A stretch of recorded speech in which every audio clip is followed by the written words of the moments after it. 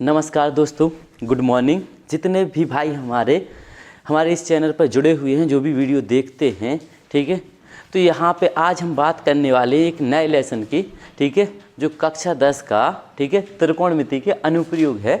इसे हम ऊंचाई और दूरी भी कहते हैं, ठीक है। इस लेसन के बारे में अच्छे तरीके से समझेंगे कि इसमें क्या है।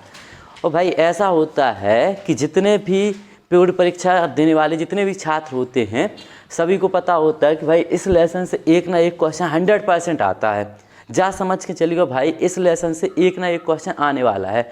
और बॉबी लॉन्ग में यहाँ से एक क्वेश्चन आता है, लगभग अपना एक 4 नंबर में या 6 नंबर में यहाँ से एक क्वेश्चन 100% आता है, ठीक है। तो भाई इस लेसन को हमें ऐसे सीखना है, इस प्रकार से सीखना है कि लगा कि तुम्हें आन लगो भाई एक ही बार में।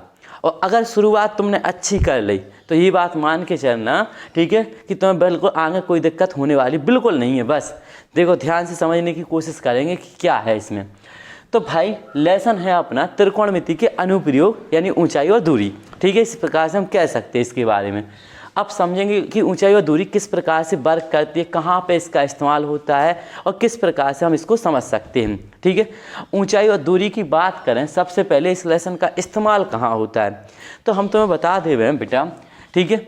बड़ी बड़ी मीनार का मतलब समझना बात की लाजे, जैसे कुतुब मीनार है, मीनार की बात करें हम, ठीक है। भवन की बात करें, भवन का मतलब मकान, ठीक है।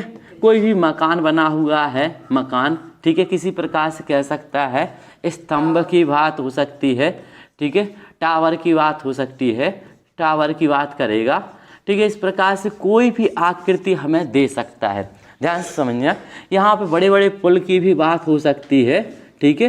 पुल की भी बात कर सकता है अपने क्वेश्चन में, ठीक है। ध्यान देना, इस लेसन को समझने के लिए शुरुआत से समझना बहुत ज़रूरी है। जैसे भाई बात करें एक मीनार की या भवन की, ठीक है, तो यहाँ पे जो भी क्वेश्चन होंगे, तो यहाँ पे क्या पूछा जाता है हमसे, यहाँ पे ये पूछा जाता है कि जैसे मान के चलो कोई मीनार है, अपने पास एक मीनार है, ठीक है।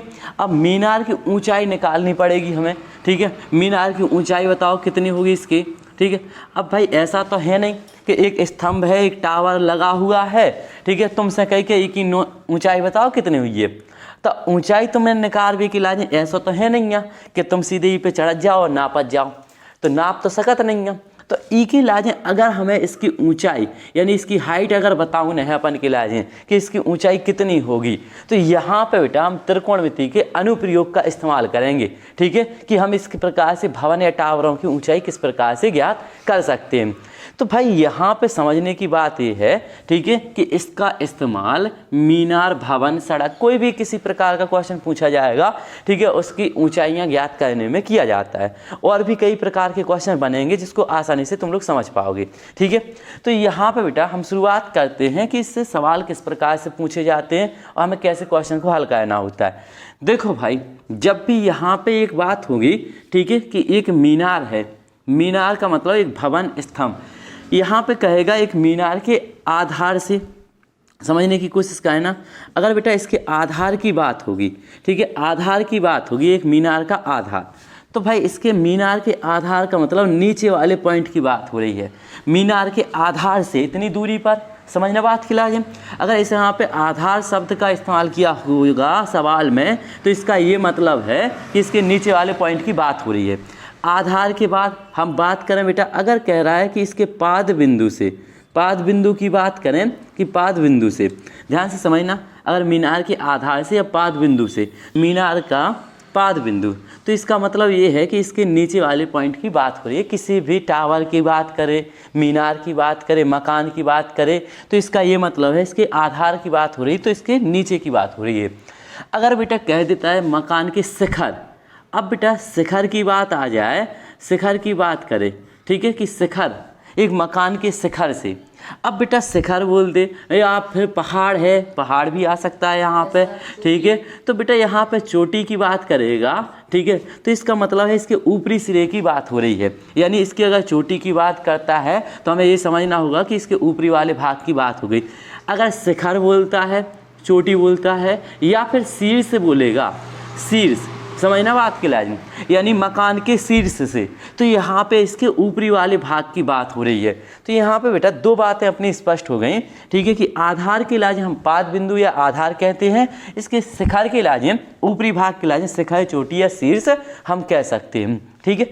अब बात करें बेटा, देखो यहाँ से जब भी यहाँ पे स्थिति इस प्रकार से बने कि एक मकान के आधार से कुछ दूरी पर, यहाँ पे 30 मीटर की दूरी पर मान लो, या 10 मीटर की दूरी पर, या 30 मीटर की दूरी पर एक बिंदु से इसके शिखर का यानी ऊपर का उन्नयन कोण। अब बेटा यहाँ पे जो कोण बनता है, ध्यान देना, इस कोण का बहुत बड़ा रोल है। तो ये उन्नयन कोण किस प्रकार से हम देख सकते हैं कि उन्नयन कोण क्या होता है, इस चीज़ को समझेंगे अच्छे तरीके से। तो बेटा अगर उन्नयन कोण की बात आ गई कि उन्नयन कोण क्या होता है, उन्नयन कोण अगर बात करें उन्नयन कोण की, तो उन्नयन कोण क्या होता है अपना। तो बेटा जब भी उन्नयन कोण की बात आ जाए तो इसको समझेंगे अच्छे तरीके से। जब भी किसी भी मीनार की बात करें और उसके आधार से, ठीक है, कुछ दूरी पर कोई भी पॉइंट है, यहाँ से बेटा इसके शिखर को देखने पर, यानी ऊपर की तरफ जब भी हम किसी भी वस्तु को देखेंगे, ठीक है, कोई भी व्यक्ति देखता है तो उसकी आँखों के साथ, यानी जो भी कोण बनेगा अपना यहाँ ऊपर की तरफ, हम जब भी किसी भी कोण को देखेंगे तो यहाँ पर अपना उन्नयन कोण बनता है, ठीक है। उन्नयन कोण की बात करें तो उन्नयन कोण यहाँ पे नीचे बनता है, ठीक है। तो पहला कोण तुम्हें यहाँ पे बेटा देखो, तीन चीज़ें स्पष्ट हो गई अपने आधार या पाद बिंदु की बात करें तो नीचे वाले, ऊपर के लाजिम शिखर, चोटी, शीर्ष कहते हैं। जब भी यहाँ से किसी भी पॉइंट के शिखर को देखा जाएगा नीचे से ऊपर की ओर, यानी इसके आधार बिंदु से, आधार से कुछ दूरी पर इसके शिखर को देखा जाएगा, तो हम क्या कह सकते हैं कि यहाँ पर उन्नयन कोण बन रहा है।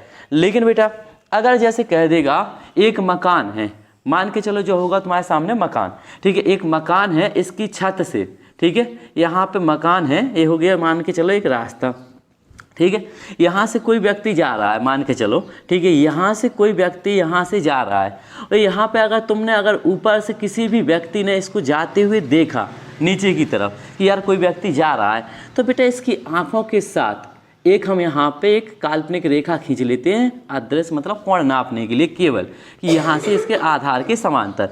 तो यहाँ पे जो भी कोण बनेगा वो होता है अवनमन कोण, यानी ऊपर की बात करें तो यहाँ पे जो कोण बनता है अवनमन कोण। लेकिन बेटा इस कोण को भी हम नीचे आधार के बराबर ले सकते, क्यों? क्योंकि यहाँ पे बेटा एकांतर के नियम से अगर जेड जैसी आकृति बनती है तो बेटा ये दोनों कोण आपस में कैसे होते हैं, बराबर। तो ये भी अपना अवनमन कोण यहाँ पे हम लिख सकते हैं, ठीक है, कि अवनमन कोण है। तो बेटा यहाँ पे हमें, ठीक है, उन्नयन कोण क्या होता है, अवनमन कोण क्या होता है, इस चीज़ के बारे में समझना है। तो हमें उन्नयन कोण की बात समझ में आ गई कि अगर बेटा किसी आधार की किसी बिंदु से इसकी मीनार या चोटी के शिखर को देखा जाता है या शिखर के साथ उन्नयन कोण बनता है, तो उन्नयन कोण हम सीधा समझ जाएंगे कि यहाँ पे उन्नयन कोण बन रहा है। समझना बात की लाइन। अगर बेटा किसी मकान की छत से किसी नीचे वाले किसी पॉइंट की बात हो रही हो कि अवनमन कोण बन रहा है, तो अवनमन कोण हम इस प्रकार से एक काल्पनिक रेखा लेकर के, ठीक है, यहाँ पे हम जो भी कोण बनेगा वो अपना अवनमन कोण, ठीक है, अवनमन कोण की बात होती है, नमन कोण बन रहा है यहाँ पे। तो बेटा हमें दो कोणों की जानकारी होनी चाहिए कि उन्नयन कोण क्या होता है और अवनमन कोण क्या होता है। अब यहाँ से आप जैसे ही क्वेश्चन समझोगे तो क्वेश्चन बहुत अच्छे तरीके से समझ में आएंगे। अब लेकिन बेटा एक क्वेश्चन की बात करें, हम एक क्वेश्चन देख लेते हैं यहाँ पे, बहुत आसान, ठीक है, बिल्कुल आसान प्रश्न है।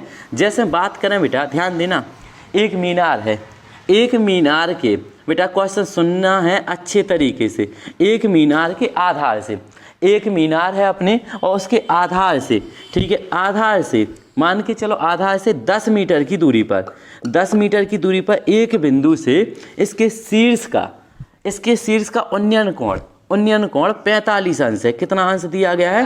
45 अंश। तो बेटा इसका मतलब ये है उन्नयन कोण यहाँ पे बनेगा अपना, उन्नयन कोण 45 अंश है, ठीक है, और 45 अंश है इसके शीर्ष का कोण, ठीक है। देखो एक मीनार हो गई अपनी, माना जा वाली अपनी मीनार हो गई यहाँ से यहाँ तक, और इसके आधार से 10 मीटर की दूरी पर एक बिंदु है अपना, इस बिंदु से इसके शीर्ष का उन्नयन कोण, इस शीर्ष का उन्नयन कोण जो है अपना 45 अंश दिया गया है, तो इस मीनार की ऊंचाई बताइए कि मीनार की ऊंचाई क्या होगी। तो माना हमने जो एक त्रिभुज नहीं बनने लगा ABC, तो जो बेटा इसको आधार है, जो क्या है इसकी ऊंचाई है, और ये क्या है इसका कर्ण, बड़ी भुजा है। तो अगर बेटा हमें यहाँ पे कुछ फॉर्मूले इस्तेमाल होंगे, वो भी हम देख लेते हैं कि कौन से फॉर्मूले अपने इस्तेमाल होंगे। तो यहाँ पे बेटा एक तो चीज़ तुम्हें पता होना चाहिए, ठीक है, जो फॉर्मूले हैं। पहली बात, सबसे पहली बात तुम्हारे लाजे, ठीक है, लाल बटे, ठीक है, का के ए, ये बात पता होना चाहिए, ठीक है, कि काय के बराबर क्या होता है। अगर बेटा हम बात करें साइन थीटा की, तो साइन बराबर क्या होता है, लंब बटे कर्ण। कॉस थीटा की बात करें तो आधार बटे, ठीक है, और टेन थीटा की बात करें तो लंब बटे आधार। बेटा तीन चीज़ें यहाँ पे साइन, कॉस और टेन, इन तीनों का इस्तेमाल होगा, ठीक है। यहाँ पे बेटा इन तीनों का इस्तेमाल होगा, और काय का इस्तेमाल होगा, एक चीज़ और समझ लो भाई, यहाँ पे साइन, ठीक है, साइन थीटा और कॉस थीटा और टेन थीटा, ध्यान देना, साइन कॉस टेन के मान साइड से तुम लोगों को याद होने चाहिए, केवल साइन कॉस टेन के मान, ठीक है। यहाँ पे बेटा इसके मान याद करना बहुत ज़रूरी है। सबसे पहली बात, 0 अंश तो इस्तेमाल हुई है नहीं, बहुत ही कम, ठीक है। 30 अंश बेटा, 45 अंश, 60 अंश और 90 बेटा, जो साइड ही तुम्हारे लाज बहुत अच्छे से आनी चाहिए। अगर बेटा साइन 0 की बात करें तो साइन 0 का मान कितना होता है, 0। साइन 30 की बात करें 1/2, अच्छे तरीके से तुम्हें याद कर लेना है। साइन 45 का मान कितना होता है, 1/√2, और साइन 60 का √3/2, और साइन 90 का मान 1। इसको इतने से लिख दो, 1/3/2, और जो होगा 1/√2, इसको यहाँ पे 1/2, और ये हो जाएगा 0।